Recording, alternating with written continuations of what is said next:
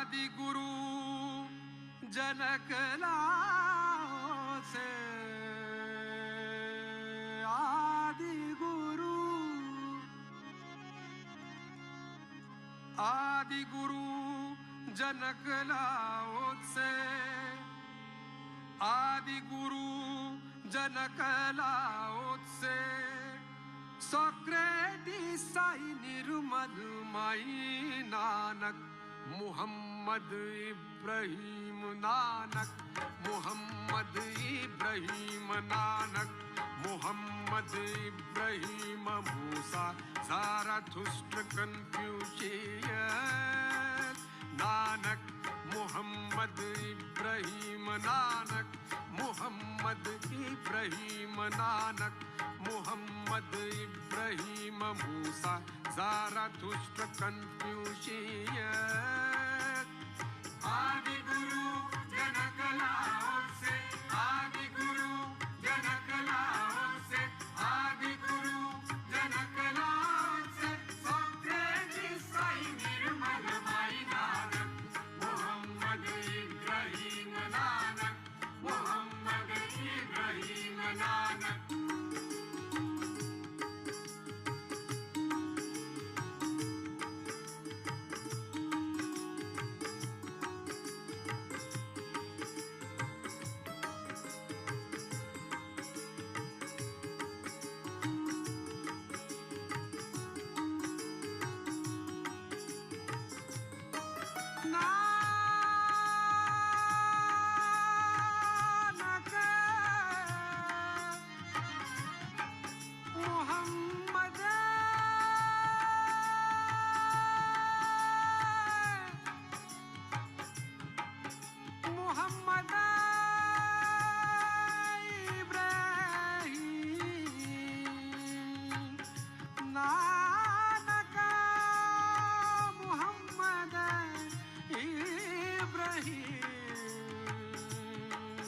नानक, मुहम्मद इब्राहिम नानक, मुहम्मद इब्राहिम नानक, मुहम्मद इब्राहिम नानक, मुहम्मद इब्राहिम। आदि गुरु जनक लाओ से, आदि गुरु जनक लाओ से, आदि गुरु जनक लाओ से, सोक्रेटिस साई निर्मल माई नानक, मुहम्मद इब्राहिम नानक, मुहम्मद इब्राहिम नानक।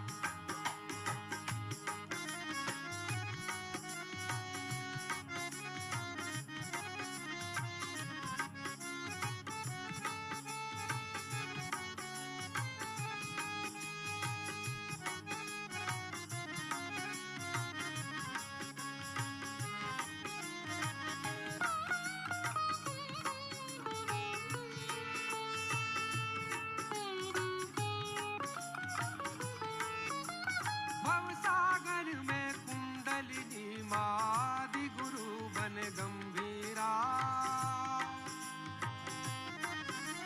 भवसागर में कुंडलिनी माँ, आदि गुरु बन गंभीरा, भवसागर में कुंडलिनी माँ, आदि गुरु बन गंभीरा। भव पार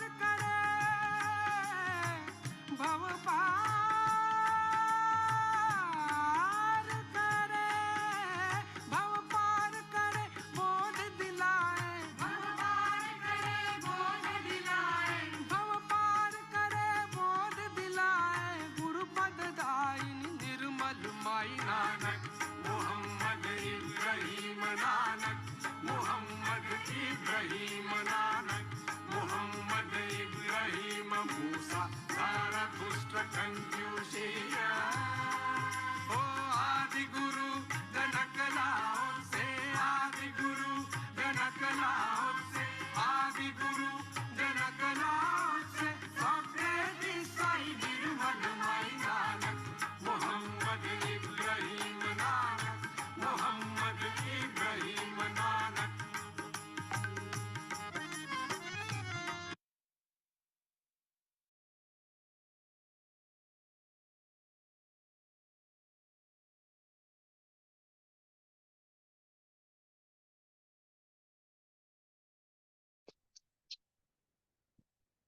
Good morning to all. With our attention at the top of the head, let's give salutations to our Divine Mother, doing the Namaskar, Kundalini, and Collective Panda.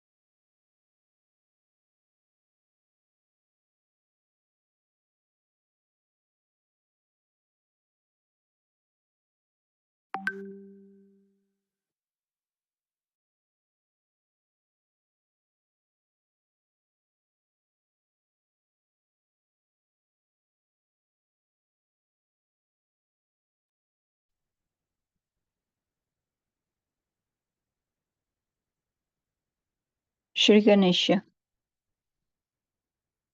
Divine Brother, please let us to be to the lotus feet of our Divine Mother and clear all our centers.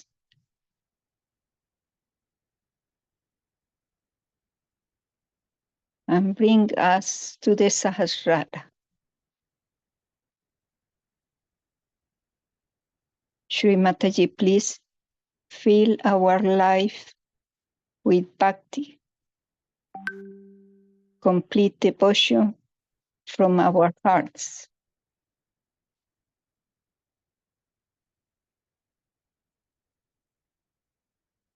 Let's close our eyes, paying attention at the Sahasrara.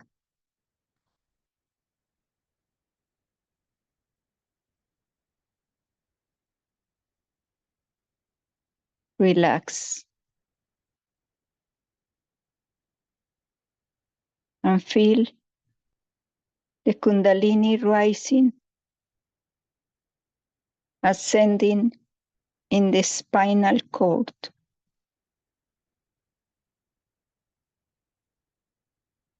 Let's feel the coolness all around us in the protection of the Panda. Asking Shri Ganesha, please establish on us the innocence, wisdom, purity, and auspiciousness, and into the whole world. Let's say the mantra Shri Ganesha 3 times. Om Tvameva Sashat Shri Ganesha Sashat Shri Adishakti Mataji Shri Nirmala Devi Namo Namaha. Om Tvameva Sashat Shri Ganesha Sashat Shri Adishakti Mataji Shri Nirmala Devi Namo Namaha. Om Tvameva Sashat Shri Ganesha Sashat Shri Adishakti Mataji Shri Nirmala Devi Namo Namaha.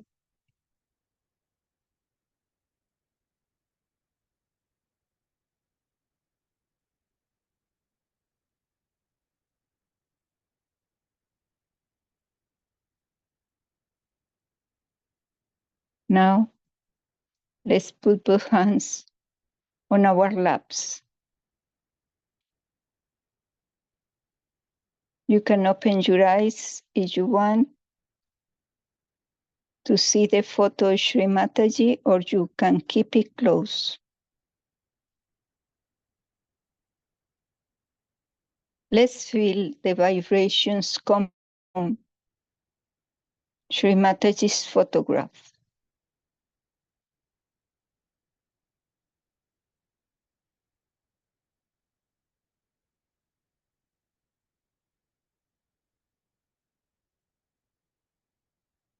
Mother,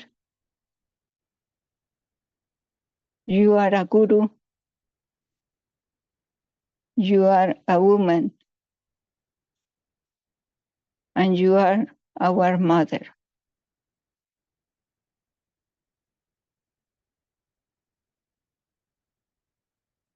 In this occasion, you are the Adi Guru.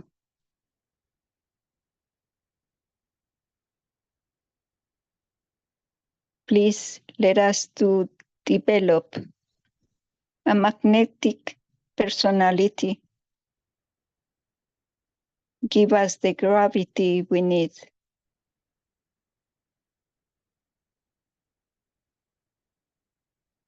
And also give us all the values of the Dharma inside us,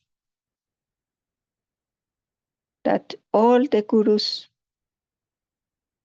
have teaching us. Let's say the mantra Shri Adi Guru Dattatreya. Om Tvameva Sachat Shri Adi Guru Dattatreya Sachat Shri Adi Shakti Mataji Shri Nirmala Devi Namo Namaha.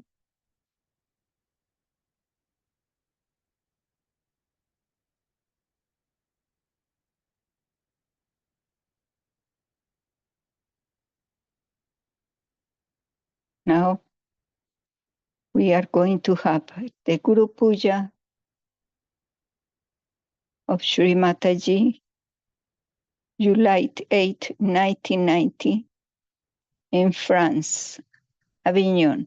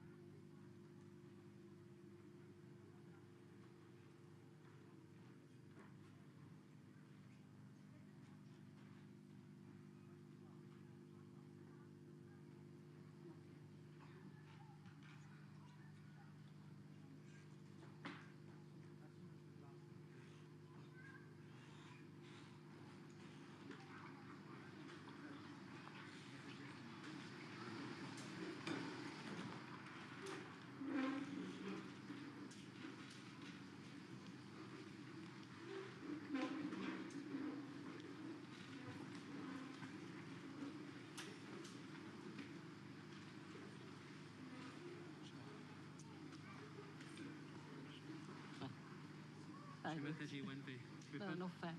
Not necessary. Mataji, when they prepared the decoration, they said, last 2 years back we made the guru cabanon, but this time our guru has his own house, so I have it for this project. I didn't see that Pratishthan. Beautifully done. Oh my goodness.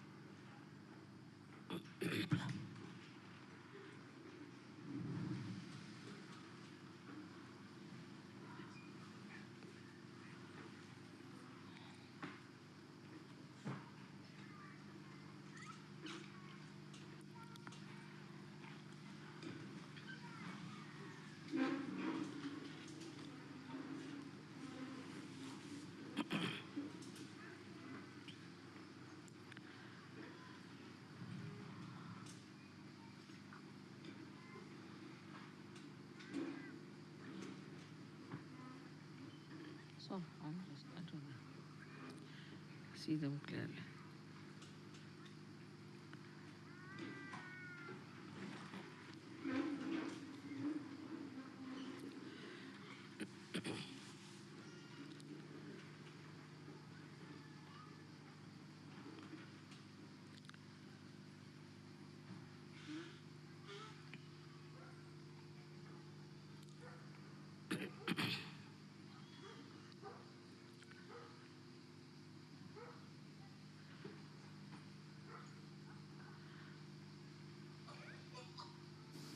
In Sahaja Yoga, the Guru Puja has a very different significance from any other Guru Puja.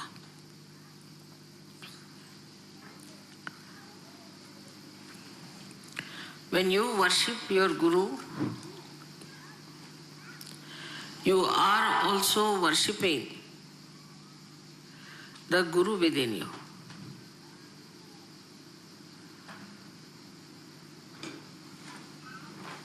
This is not in any other Guru-disciple system, because in you, the Guru, the Master, has been awakened. And so, when you are worshipping your Guru, then this Master within you is also worshipped. You respect it, you glorify it, you awaken it, and you manifest it. This we have to realize, that in Sahaja Yoga, if you are a Sahaja Yogi. Now the quality of Guru, first and foremost, is that he makes you meet God. Means he raises the Kundalini and establishes the relation between the all-pervading power, and as your Guru is Adi Shakti, you make that person meet also the Adi Shakti. So you have a double advantage, that at the same time, when you give them realization, not only that you make them feel the union with the divine power, but you can make them meet the divinity itself, the source of divine power. So your responsibility as Sahaja Yogis is very great, because in you there is the Guru. Now in our mantras we say that, Mother, I am my own Guru. But saying that, do we realize that if I am my own Guru, this I and my Guru, between the two, what have I achieved? Where am I? Can I guide myself? Have I got the light of the Spirit on my attention so well established and manifested that I can guide myself and guide others later on? First of all, in the Guru principle, it is important that you see to yourself the introspection. Can I be my own Guru?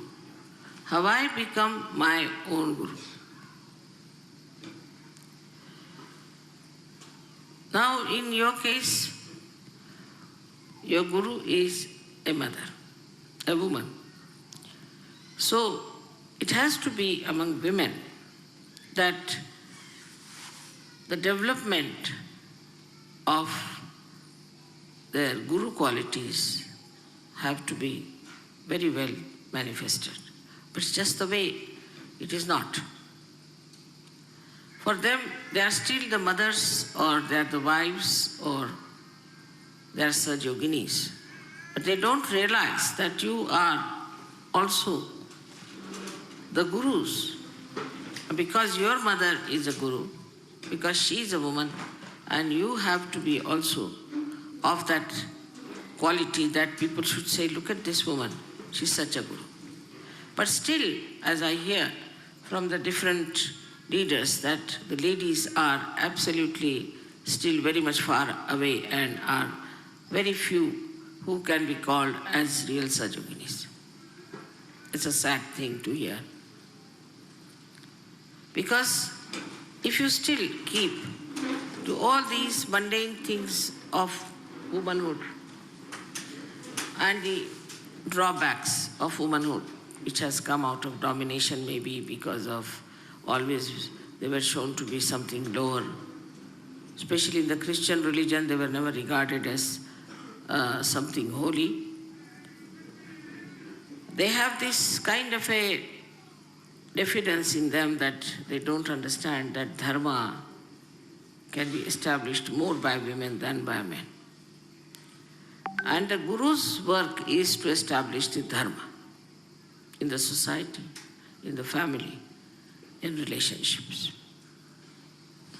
All these Gurus which are representing all these great symbols here have done nothing but have established dharma.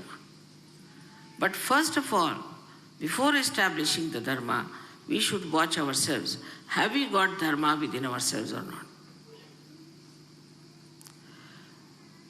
First of all, the quality of a person who has dharma is that he listens to others. He obeys. And this is something has gone wrong with the Western women, I think, that they have forgotten how to listen to others, how to obey others. That's why their children also don't obey them. Obedience, if you do not have, nobody is going to obey you. First, you must learn to obey. A person like Kabira, because he was born of a unknown caste, people didn't know what he was born from. And he could not go directly to any guru. So he heard about Ramanand, great guru of those days, who used to go to the river Ganges every morning to have his bath. So one day on his steps, Kabira kept lying, and in the darkness, the guru could not see, and he touched him with his feet. He said, "Who are you?" So he said, "I'm Kabir, and I'm your disciple." And he got hold of his feet. And when he got hold of his feet, he said, "All right, come along." And then he became such a great saint in India. People know him more than they know his guru. He became so great. The basic thing is humility. Yesterday you saw how the musician was humble. All the time he was humble. He didn't know how to express his humility every time. All the time he was humble. Because in humility only you can receive the blessings. You can receive the quality that is of your guru. Now for a guru, as you have seen, that in my own way, in my own image, you have to come up. First of all, your life should be absolutely transparent. Transparency is the essence of Sahaja Yoga.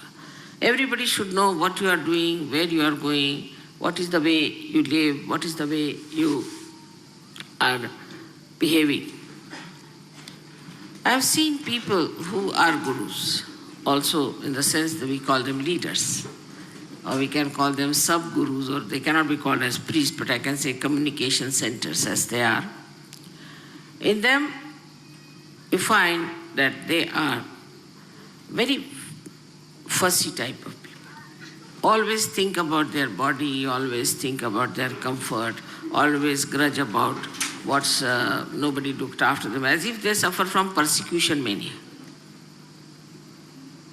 Or they will grudge about food. I didn't eat my food for one day, it doesn't matter. For a guru, it's better to starve for about 3-4 days nicely, so that you get over this idea of hunger. You'll be surprised, since I'm here, I have not eaten anything much, just drinking something, because just the guru has no hunger, right? Because it is in your stomach, the guru vibrations are so much that you don't feel like eating anything. So then what do you eat and how do you eat and all these things that we have given up to come to Sahaja Yoga. So even if leaders have this nonsense in their head, what do you get to eat? I mean, this is the basics, absolutely. And when I hear some people telling me, oh, what did they eat and how did they eat and all, it's like, I feel they are like tourists in Sahaja Yoga. Just come in Sahaja Yoga like tourists to see places and go around and to know where you get, in what restaurant you get good food and cheaply. All this is so basically, absolutely not a manifestation of Guru principle. Now you have seen your Guru as she is. I do not know what I eat, what they give me, what I want. They go on giving me whatever they think I like. And I just don't know if I like that thing or not, or what is it. If they ask me, Mother, what will you have? I said, what will I have? I don't know really. What will I have? Anything. So there has to be no choices. First of all, not to waste your attention on choices. Of course, only on vibrations. I mean, supposing you go to a restaurant, find all kinds of funny vibrations there, people are getting drunk or anything, then of course you should say. But all the choices must be based on vibrations and not on material things. That you get something nice there, let's go there, and they'll travel for 50 miles to go eat something nonsensical. It should be all nonsense for all Sahaja Yogis. And when I said Sahaja Yogi, it means also Sahaja Yoginis. So the food part of it is aswada. We should not have any taste for any special food. Especially in France, to say that people may not like. But French are very, very conscientious or aware about the food part. I don't know how far they make really good food, but at least they think they eat very good food. So, the eating of food is a kind of an addiction. It's a kind of an addiction. It's something like drug, that you must have good food. So Zen started this system of what they call the tea ceremony. In the tea ceremony, what he did, I mean, I have been through that. And it's really quite a test of people. With me it was all right, but the rest of them got really frightened. That in the tea ceremony, whatever rituals they do, they give you a tea, which is so bitter, we can say quinine raised to power 108, it's like that. And they give you very nicely, handle you with such ritual that you have to take it. So first they say you see the cup without thinking. So he tried to make thoughtless awareness through the cup. I don't know how much one can achieve with that.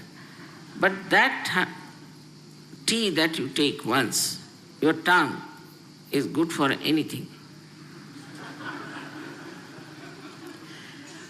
And to compensate it, they give you something sweet, which is again sweetness raised to power 108. So sweet that it becomes bitter. So sweet. So this is just to conquer the tongue. Zen must have thought that better give them this tea ceremony, where there is no tea, there's nothing but just you really give such shocks to your tongue so that after that you can eat whatever you get. And that's why you must know that Japanese can eat anything. They have solved their food problem because they can eat anything. They can just fish out some crabs, or could be some prawns, just peel them out like peanuts and eat them like that. I think Zen has solved this problem for them because they have food shortage. And this is how they can eat everything. They can eat the bark of the tree, they can eat the snake, they can eat the lizards, they can eat the frogs, everything they can eat. So all their eating problems are solved in that country by Zen, I think, because you have no taste. But in this, I think the worst are, in the whole world, are Indians. They are the fussiest people for food because their women have spoiled them. They know very good cooking and they know how to handle their husbands by cooking very well. And the way they cook food for them, you see, the men have to go back to Indian food. Now, even if they travel the whole world, they'll need Indian food. They can't get over their tongues. It is such a big conditioning in India of food that I just don't know how will they get out absolutely the basics which are important. Gandhiji tried that very much in the ashram. He used to give horrid food, boiled food with the oil of mustard on top, and nobody could eat that, raw. And he used to make everybody eat that. Not only that, he would make them clean the bathrooms, WCs, everything, so that you get rid of your nose also, that you need everything. Because so many people, while eating also in India, will put something to their nose. You see, they smell everything. So they're oversensitive to their tongue and to their nose, but not to their eyes. To eyes, they are not. For eyes, I would say the most sensitive people are Japanese and Chinese. And also the Western people are very much sensitive because they don't like to see anything dirty, filthy, or ugly. Indians won't mind any dirt, filth, anything, just like dogs and horses or buffaloes. They can walk through any dirt, filth, anything.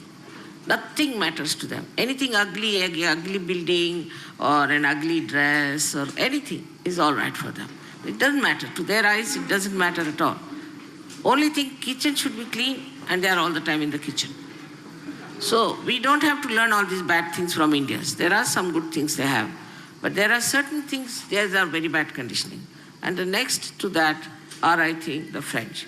But if you eat English food, you can become quite good because there's no taste in English food.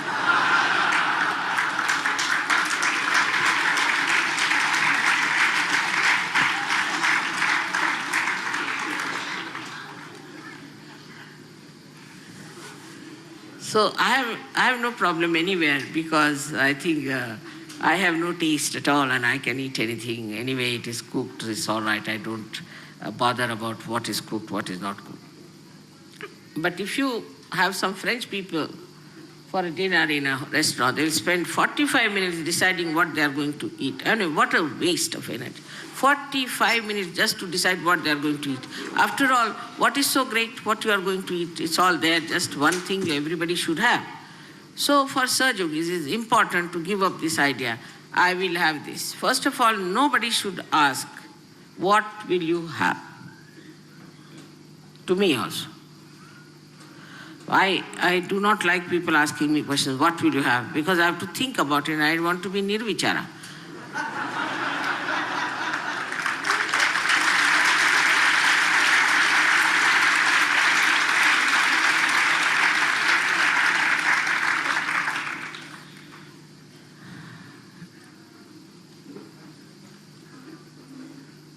So, this is one big ordeal which we do not understand how much we are attached to food. And food goes in the stomach. And not only that, it spoils our guru system, but also spoils our physical system.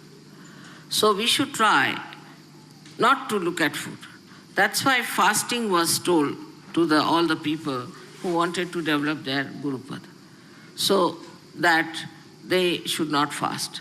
But they do not fast normally because they think of food. So there's no fasting. I mean, fasting means that you go into nirvichara and don't think of food, but they are all the time thinking of food, so it has no meaning and you are just the same. Whether you eat it or not, your mind is eating it all the time. Then you start thinking, when will I end my fast and where will I go to have what? So this is a very basic thing that we should get rid of our habits, of our conditionings, what we are going to have and what food we are going to have. Our children also should be given a proper training about it. That is all right. Sometimes there is no salt, sometimes there is no sugar, doesn't matter. And sometimes there is nothing, doesn't matter. Nothing important for Sahaja Yogi. You can live without food for days together. No problem. So for a Sahaja Yogi, there's nothing like taste of food and hunger. There's only one hunger, is to be purified, to be clean. This is one of the things that dirties our mind, we should say, that we think about food all the time. Even in Russia, I found people carried all Indian things there. They were cooking all Indian things, and I am poor thing, I can't eat anything. So they cooked, brought everything for me thinking I'm an Indian, but they don't know I am Zen. I do not have sense of taste. So to get over taste, one has to work out. It's an experiment we have to do with ourselves. Unless and until we introspect ourselves and do experiments, we cannot rise. Because though the Kundalini is trying her level best, but your conditionings are so great that it cannot pierce through and cannot make you onto that guru level. If you see the lives of all these gurus, they were married, they had children, they lived a normal life, but in their own personal life, they were absolutely detached people. So first detachment should come from food. And there, whatever you like, you just don't eat. That's the best way, because of liking something, supposing if somebody is fond of ice cream, he must have already spoiled his liver, so they give up. If you like pasta, give up pasta. If you like something else, just give up. Don't ask for it and don't eat it at all, so that, you see, your mind will get a little bit detached from it. It's very easy to achieve this detachment, I think, if you work it out in a sensible way. Just try to punish your body. You see, if you are your guru, you better take hold of, first of all, your body and your conditionings. You have to treat your body with this thing. I am told many girls who are married abroad are still making their Indian food and eating. That's horrible it is. They should starve. If they starve for, say, about 5-6 days or maybe 8 days, then they'll eat any food in any case. That's why the fasting is given. So one should adjust oneself to any kind of food you can have. And if you want to survive, then you eat anything. So just make it a point that you get rid of this very simple conditioning you have of liking the food that you want to eat and you don't want to eat. I think a Sahaja Yogini or Sahaja Yogi who cannot get rid of this little thing, then how can you call him a Sahaja Yogi? I don't know, he's very asaj. Because the other day I met one lady. I said, what is the matter? Where have you been? She said, I've been looking out for some sort of an Indian ingredient. I said, how can you get it here in this pain? You cannot. Why? Because they asked me to make Indian food. All right. Then without that, can't you make Indian food? What is the need to run all the way, whole day for one small little thing called hing? There's a big name for that. It's a small little thing. Just to get that, she had to run all over the places to get it. So, for people who are Sahaja Yogis, if they are such, whatever is available, you can make something nice out of it and eat it. So that shows what? Shows sagacity, shows trupti, shows your satisfaction. And that is one of the manifestations of a guru, that he is a satisfied soul. He is just self-contained, doesn't bother. Now, for example, some people, especially in the West, thank God they are not spoiled by their wives so much. They don't have so much of conditioning. They can eat anything. I have seen that when they come on the Indian tour, all the Indians say horrid food was given and the poor things were eating that horrid food and this and that.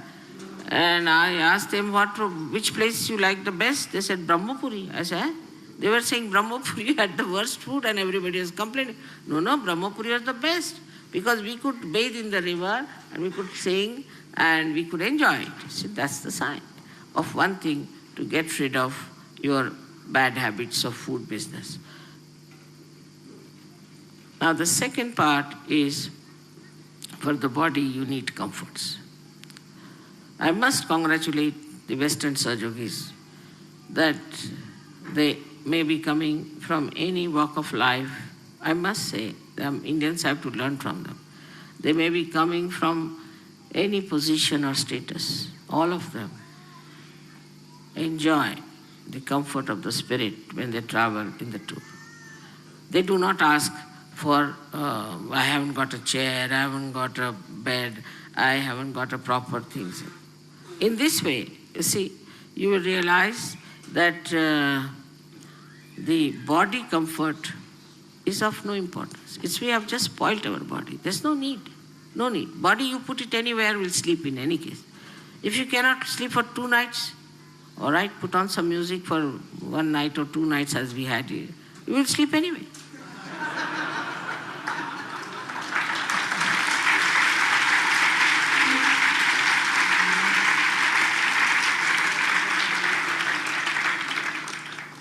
So this is the second point, is that we have to give up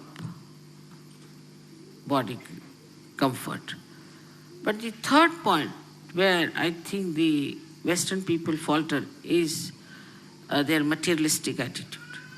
Materialistic attitude and their fondness of their eyes.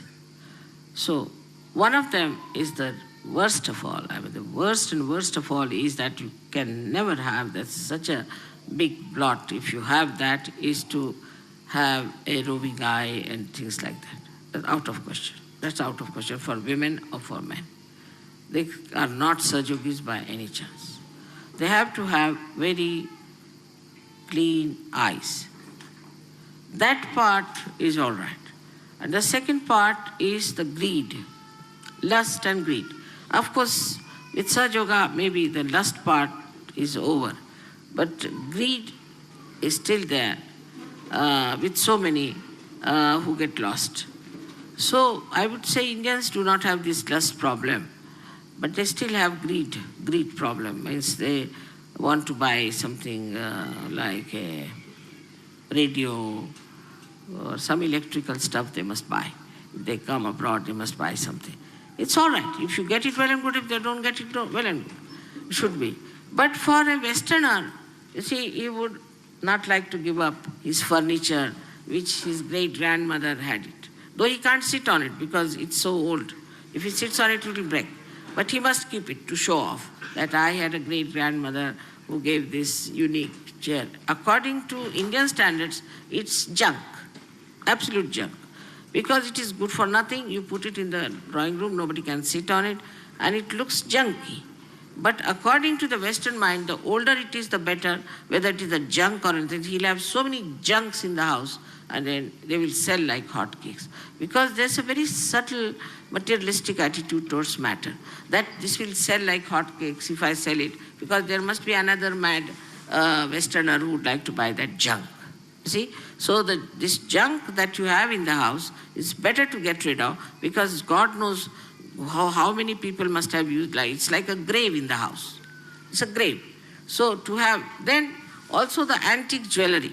Antique jewelry is another man. Antique is a, what you can say, is the fad or addiction of the Western people. Antique. For us, nothing is antique, because we still produce antique things, beautiful things. So Indians don't understand the value of antiques. They don't understand how these people are so mad after torn things and broken things and dirty things and filthy things. But the Western mind has been brought up that way. Now in these antique things, I have seen that once I went to somebody's house, you see, and he asked me with very great honor to sit on his chair. And as soon as I sat on the chair, I thought there were snakes and were scorpions all biting me. I got a fright, I got up. I said, what is it? He said, this is from great, great, great grandmother. You see, she gave us this thing. I said, it will break, I better sit outside. So this also, madness of this antique is so much that it is unbelievable how people go into it. So there's a joke in India. There's a very great writer called as Premchand. He wrote about two Englishmen going on the road of Benares when they were hit by a lota that they use for their bathrooms, fell on their feet. And it fell on their feet. And he jokingly says, on the feet where all the bureaucrats fall. Means all Indian bureaucrats used to fall at the feet of the English at that time. So he made a joke. But doesn't matter. Then the English, you see, looked at the thing and they were very angry. And immediately they took to law. You have to come to the courts, you have to come to the police, and we're going to report this has fallen there, it has hit us and all that. So there was a clever man, he knew the English or the Western mind. He said, sir, do you know this lota has very valuable? He said, why? Because this one was used by Akbar the Great. So ancient it is. He said, really? Yes, it is. And you just don't quarrel with them and ask them for this lota. And he told in Indian language to them that I have befooled these people. I have told them that this lota belonged to Akbar, and you have to take this lota and use this lota to just to befool them. So then they asked, but all right, we'll forgive you, we'll not take you to any courts or anything, but you just give us this lota. They said, no, we can't. We said, why? Because it's such an antique piece, you see. In India, you won't find anybody respecting antique pieces, especially in Benares, nobody bothers. So they said, really, yes, it belonged to Akbar, and my forefathers worked with him, so he gave us this lota. We can't give you, we are sorry. They said, no, please give us, you see. We'll not take you to the police. All right, you charge us. Whatever money you charge us and all that. In those days, they paid 1,000 rupees. This is equal to now 1 crore, I think. They gave, these English paid them and bought that lota, which had nothing to do with Akbar or anyone. So this madness of antique has to go away from our minds. It's such a built-in thing within us that we always talk of antiquities. Perhaps maybe because of wars, everything was destroyed, and whatever was in the olden times was something very beautiful and good, and now we are not making very good things. Perhaps maybe that is the reason. But now we are making nice things we can make. Now in England, I was surprised that old crafts are coming up. Everywhere I go, the old crafts are coming up. So to respect antiques means you just stop making the old craft revive. Because you pay so much to the antiques, the same thing made today won't fetch the same price as it was. Now this has ruined our creativity, ruined our handwork, and it has ruined our whole, I think, the quality of our life, because the way we are mad after antiques. So this also should go from your head, that anything antique is something good.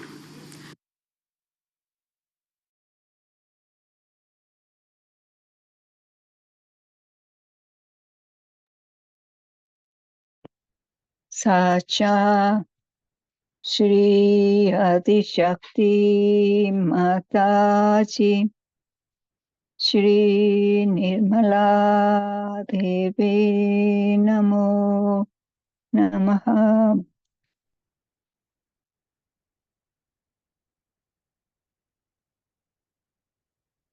What privilege we have that the Adi Shakti is our Guru.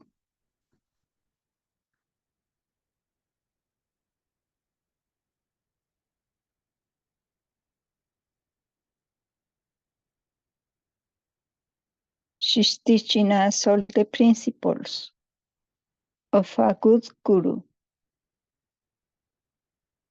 And we can see for ourselves.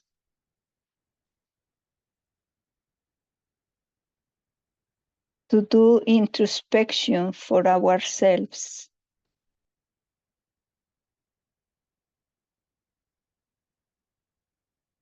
Have I achieved the state of Guru?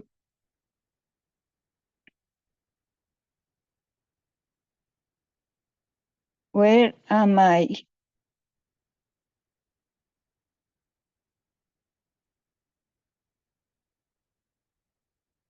Can I guide myself?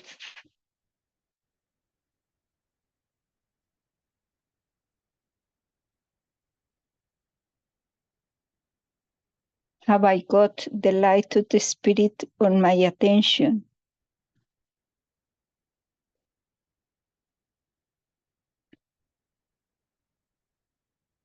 So can I guide myself and I can guide others?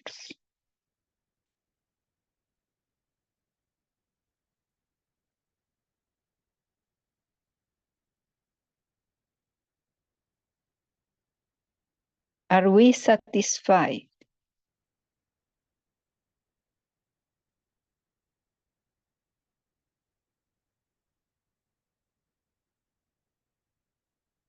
The Guru's work is to establish the Dharma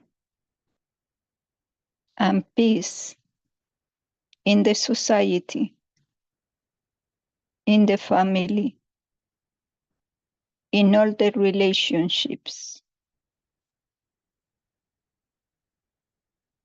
Let's have this occasion to pray for peace of the world.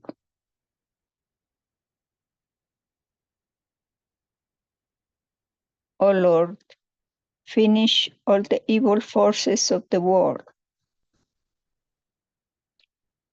all the destruction and wars in the world.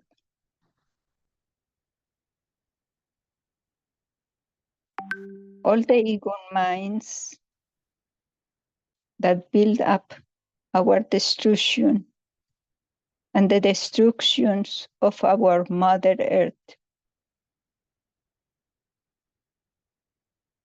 Also, please, Lord, take away my ego and the superego.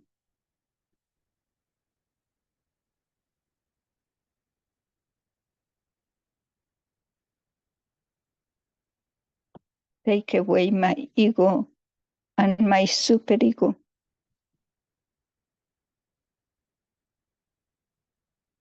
Take away my ego and my superego. Let's put the right hand on our forehead and say, I forgive. 3 times.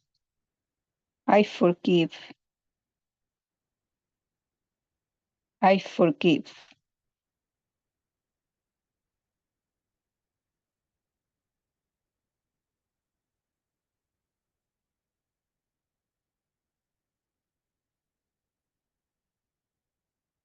When we forgive, the Kundalini can rise to the top of the head and beyond the top of the head.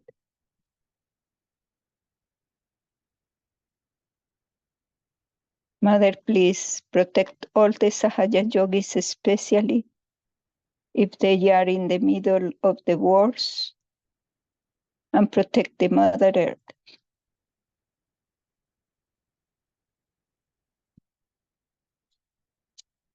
Put back your hands on your laps.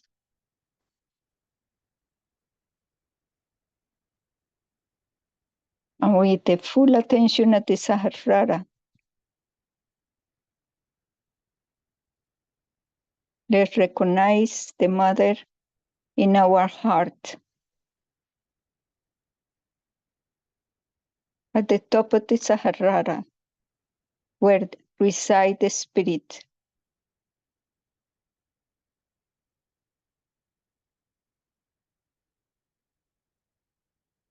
Shri Adi Shakti, you are the giver of the state of thoughtless awareness, the Nirvishara. Let's go into the thoughtless awareness state, saying the mantra, Shri Nirvishara. Om Tvameva Sashat Shri Nirvishara Sashat Shri Adi Shakti Mataji Shri Nirmala Devi Namo Namaha.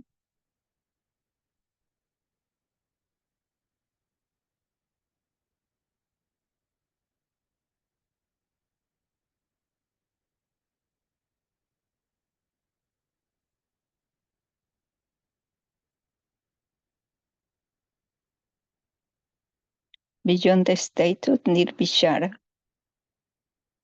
is the state of recognition. Let's surrender ourselves into the doubtless awareness state.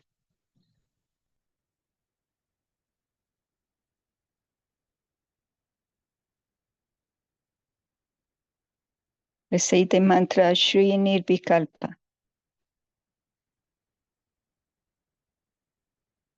Om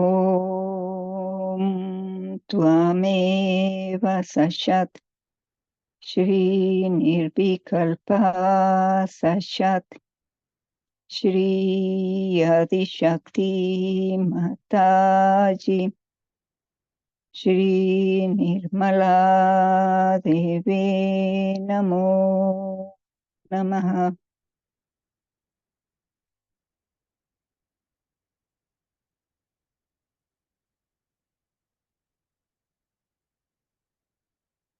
At the top of the head, let's be united. Let's get the integration of the collective.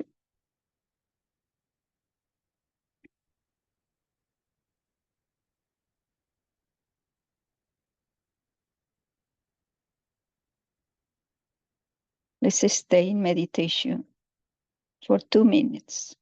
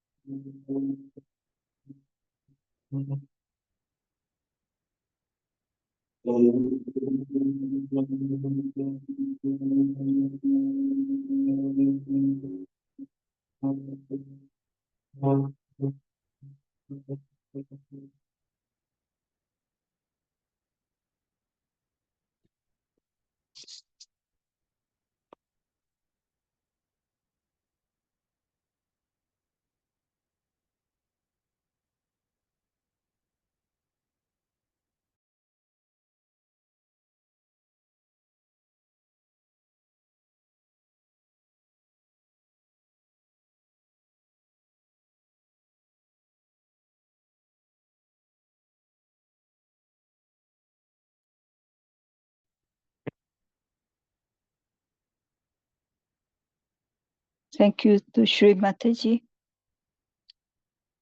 for letting us assemble here, having this collective meditation today. We surrender to you. Thank you to everyone for coming today. We hope to see you tomorrow. Now, with all respect and full devotion, salutations to our Divine Mother doing the Namaskar, Kundalini and collective Bandhan.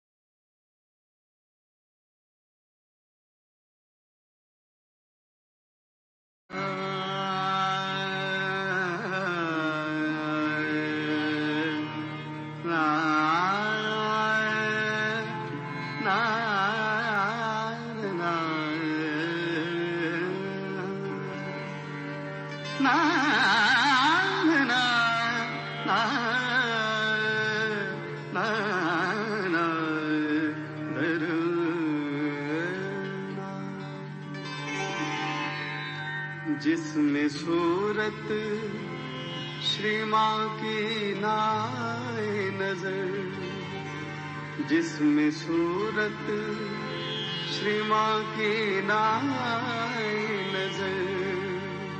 अब मुझे ऐसा दर्पण नहीं चाहिए, अब मुझे ऐसा दर्पण नहीं चाहिए, जिसमें सूरत श्री माँ की नाए नजर, जिसमें सूरत श्री माँ की नाए नजर।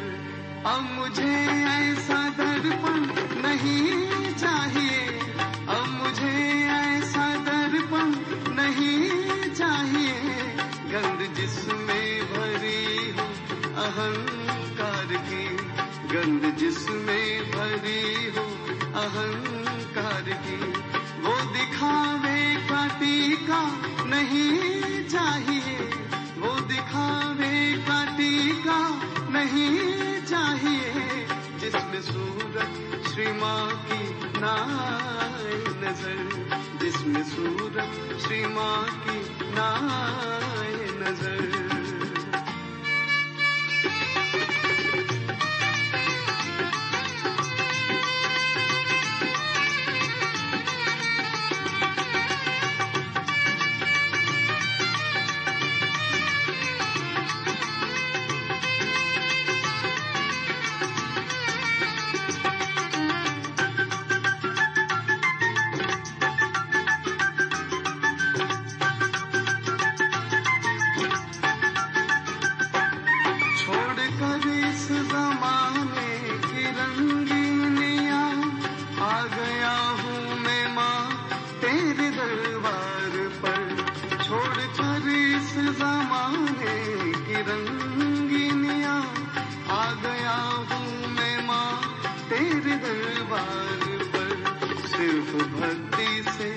मतलब है मेरे लिए, सिर्फ भक्ति से मतलब है मेरे लिए। कोई दुनिया का बंधन नहीं चाहिए, कोई दुनिया का बंधन नहीं चाहिए, गंध जिसमें भरी हो अहंकार की, गंध जिसमें भरी हो अहंकार की। वो दिखावे का टीका नहीं चाहिए, वो दिखावे का टीका नहीं चाहिए, जिसमें सूरत श्री माँ की नाए नजर, जिसमें सूरत श्री माँ की नाए नजर।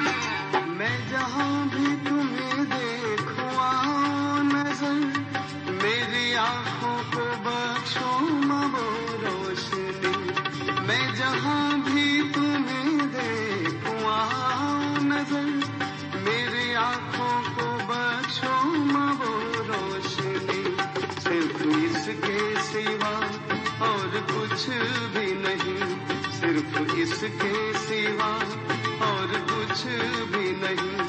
कोई जीवन का साधन नहीं चाहिए, कोई जीवन का साधन नहीं चाहिए, जिसमें सूरत श्री माँ की ना आए नजर, जिसमें सूरत श्री माँ की ना आए नजर।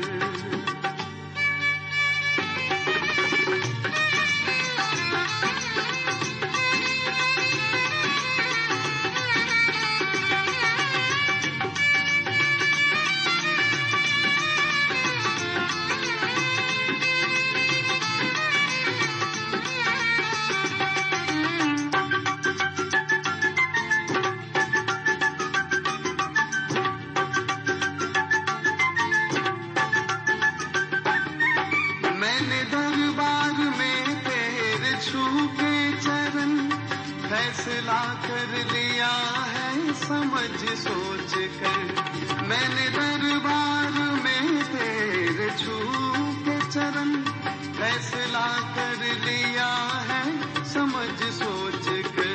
सत्य की खाक मिल जाए मेरे लिए, सत्य की खाक मिल जाए मेरे लिए, झूठी दुनिया का कंचन नहीं चाहिए, झूठी दुनिया का कंचन नहीं चाहिए, जिसमें सूरत श्री माँ की ना आए नजर, जिसमें सूरत श्री माँ की ना आए नजर।